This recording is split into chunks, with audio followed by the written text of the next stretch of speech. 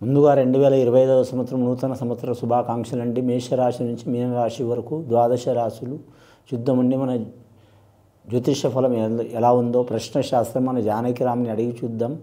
ముందుగా మేషరాశి వారి జాతకం ప్రయత్న భూతభూషిత వర్ధమానం ఎలా ఉందో గృహబలాలు ఇంటి బలం, కుటుంబ బలం, సంసార బలం, సంతాన బలం, విద్యా బలం, ఉద్యోగ బలం, ఆరోగ్య బలం. జానకిరామ్ చూడు మేషరాశి వారి జాతకం నూతన సంవత్సరం 2025వ సంవత్సరం ఎలా ఉంది.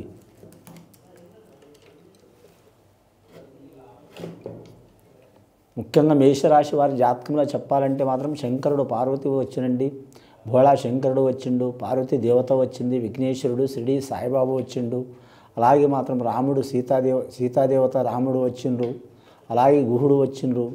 వారి జాతకంలో చూడాలంటే మాత్రం షిరిడి సాయిబాబా వచ్చిండు వారి పేరు మీద, అలాగే విష్ణు ఈశ్వర్ బ్రహ్మ వచ్చిండండి. ముఖ్యంగా మేషరాశి వారి జాతకంలో నవగ్రహాల్లో మాత్రం 9 గ్రహాల్లో మాత్రం వారికి 4 గ్రహాలు అనుకూలంగా ఉన్నాయండి, 5 గ్రహాలు అనుకూలంగా లేవు. ఎల్నాటి శని ప్రభావం మొదలవుతుంది వారికి 2025వ సంవత్సరంలో. కాబట్టి చాలా జాగ్రత్తలు పాటించాలి. ఆరోగ్యంలో ఇబ్బందులు వచ్చే అవకాశం ఉంది, కుటుంబంలో ఇబ్బంది వచ్చే అవకాశం ఉంది, ధన విషయంలో నష్టం వచ్చే అవకాశం ఉంది, నమ్మిన వారు మోసం చేసే అవకాశం ఉంది. అలాగే వారి జ్యోతిషంలో ఏ వృత్తి చేసినా ఏ ఉద్యోగం చేసినా ఆటంకాలు వస్తూనే ఉంటాయి. కాకపోతే ఈ రాశి వారికి పోరాట లక్షణం ఎక్కువ ఉంటుందండి. కుజ మహారదశ జాతకం కాబట్టి, కేతు మహారదశ జాతకం కాబట్టి మొండి ధైర్యం చాలా ఉంటుంది. కాబట్టి ఎన్ని ఇబ్బందులు వచ్చినా తట్టుకుని నిలబడే శక్తి ఉంటుంది. కానీ ఎల్నాటి శని ప్రభావం మీకు చాలా ఇబ్బందులు పెడుతుంది కాబట్టి జాగ్రత్త పాటించాలి. వాహన విషయంలో జాగ్రత్తగా ఉండాలి. అలాగే పర్సనల్ లైఫ్ విషయంలో జాగ్రత్తగా ఉండాలి. లక్కీ నెంబర్ 9 వస్తుంది. వీరికి మంగళవారం అనుకూలం.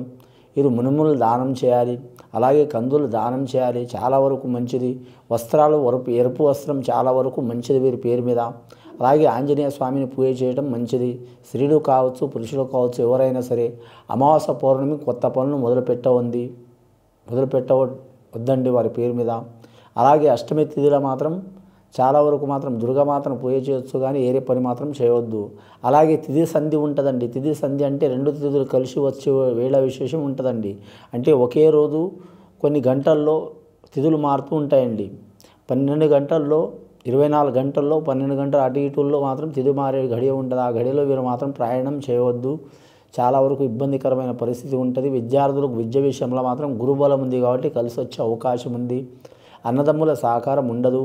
రుణ చెక్కులు ఉన్నవారికి, అలాగే మాత్రం వ్యాపారస్తులకు, అలాగే రియల్ ఎస్టేట్ రంగం వారికి, రాజకీయ రంగం వారికి చాలా ఇబ్బందికరమైన పరిస్థితులు వచ్చే అవకాశం ఉన్నది.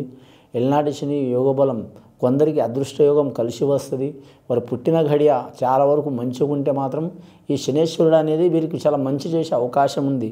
అలాగే వీరు పుట్టిన గడియ మంచి లేకుంటే గ్రహాలు వక్ర స్థానంలో ఉంటే, నీచ స్థానంలో ఉంటే చాలా ఇబ్బందులు పడే అవకాశం ఉంటుంది. కాబట్టి శనేశ్వరుని పూజ చేపించడం, అలాగే మాత్రం చాలాసార్లు మాత్రం ఈశ్వరునికి మాత్రం అభిషేకం చేపించడం, రుద్రాభిషేకం, అలాగే మాత్రం ఎన్నో రకాల విధాలుగా మాత్రం శివునికి ఆరాధన చేయడం చాలా వరకు మంచిదండి. అలాగే మాత్రం శ్రీరాముని ఆంజనేయ స్వామిని పూజ చేయడం మంచిది. ఆంజనేయ స్వామికి గుడి కాడపోయి మాత్రం రామరామ జయ రామరామ శ్రీరామ రక్ష సర్వజగత్ రక్ష అనేది వాక్యం మీరు 100 ఉండాలి, చాలా వరకు మంచిది. అలాగే కలియుగ దైవం వెంకటేశ్వర స్వామి సందర్శన చేయడం కూడా మంచిది వీరి జాతక బలానికి. వేరే రాష్ట్రం వేరే ప్రాంతం వెళ్ళాలనుకునే వారు కొద్ది జాగ్రత్తలు పాటించాలి. మోటార్ ఫీల్డ్ రంగంలో ఉన్నవారికి ఇబ్బందులు చికాకులు వస్తాయి. అలాగే వీరి జాతకంలో చూడాలంటే తైల వ్యాపారం చేసేవారు కలిసి వచ్చే అవకాశం ఉంటుంది. కానీ వీరి జాతకంలో చూడాలంటే మాత్రం వాటర్ ఫీల్డ్లో పనిచేసేవారు కలిసి వచ్చే అవకాశం ఉంటుంది. వీరి జ్యోతిషంలో హోటల్ రంగంలో బిజినెస్ చేసేవారు కలిసి వస్తుంది. అది చిన్న హోటల్ కావచ్చు, 5 స్టార్ హోటల్ కావచ్చు, కలిసి వచ్చే అవకాశం ఉంటుంది. బార్ అండ్ రెస్టారెంట్ కావచ్చు, లేదా వైన్స్ కావచ్చు, అలాంటి వ్యాపారంలో కలిసి వస్తుంది. డీజిల్ పెట్రోల్ రంగంలో కూడా కలిసి వచ్చే అవకాశం ఉంది. కానీ రియల్ ఎస్టేట్ రంగంలో ఇబ్బందులు వస్తాయి, రాజకీయ రంగంలో ఇబ్బందులు వస్తాయి. కానీ ఇంకోటి కళారంగంలో చెప్పాలంటే మాత్రం టీవీ కావచ్చు, సీరియల్ కావచ్చు, అలాగే సినిమా కావచ్చు, కళారంగం చాలా ఉన్నాయండి. అలాంటి వాటిలో మాత్రం ఆటంకాలు వచ్చే అవకాశాలు ఉన్నాయి. ఆటంకాలు వెళ్ళిపోవడానికి మాత్రం ఖచ్చితంగా వారికి ఈశ్వరునికి అభిషేకం చేయించడం చాలా వరకు మంచిది. సోమవారం వీరి జాతకానికి మాత్రం అభిషేకం చేయించడం మంచిదండి. అన్నదానం, వస్త్రదానం చేయటం మంచిది. వివాహం కాని వారికి వివాహం నిదానంగా అయ్యే అవకాశాలు ఉంటాయి.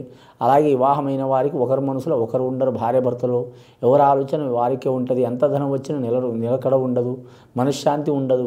వీరెంట తిరిగిన వాళ్ళు, వీరెంట చదువుకున్నవారు, వీరి వెంట పరిసరాల్లో ఉన్నవారు, స్నేహితులు సన్నిహితులు అందరూ మాత్రం పైకి వస్తుంటారు, కానీ వీరు దిగజారుతూ ఉంటారు.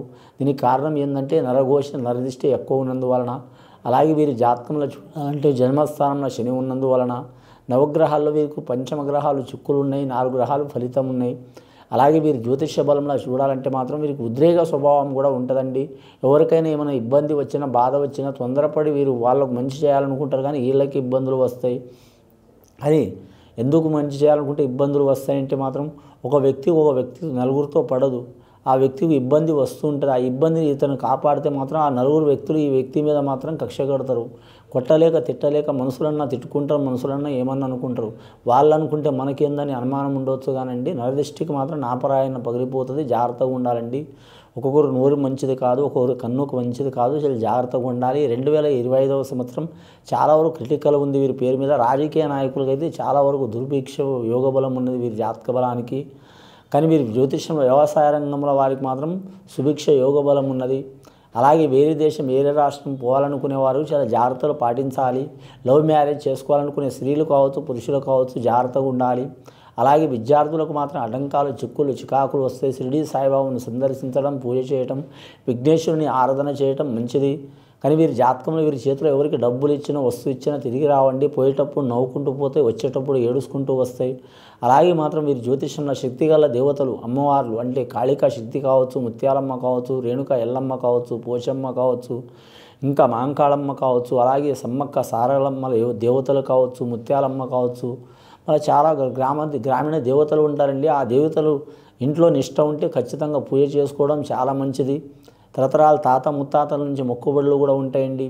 ముఖ్యంగా వీరి జాతకంలో చూడాలంటే మాత్రం ఇల్లు కట్టేవారు, ఇల్లు కట్టి ఆపినవారు కొద్దిగా టైం తీసుకోవడం మంచిది. ఎవరికి రుణం ఇవ్వడం కానీ తీసుకోవడం కానీ జాగ్రత్తగా ఉండాలి.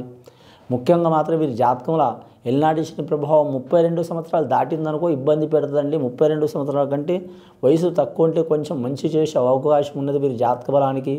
కానీ మాత్రం వీరి గవర్నమెంట్ ఉద్యోగం ప్రయత్నం చేసే వారికి మాత్రం 100కి 70% కలిసి వస్తుందండి. 30% ఇబ్బంది ఉంటుంది. రాష్ట్రపరంగా కలిసి వచ్చే అవకాశం ఉన్నది. దేశపరంగా మాత్రం ఇబ్బందులు వస్తాయి. అలాగే మాత్రం టెంపరవరీ ఉద్యోగం చేస్తున్న వారు కలిసి వచ్చే అవకాశం ఉంది.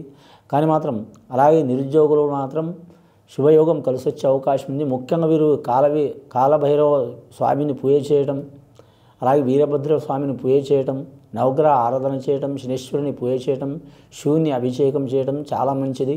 ఇది విని చూసి ఆచరించే వారికి మంచి ఫలితాలు కలుగుతాయండి. శుభం భూయాత్.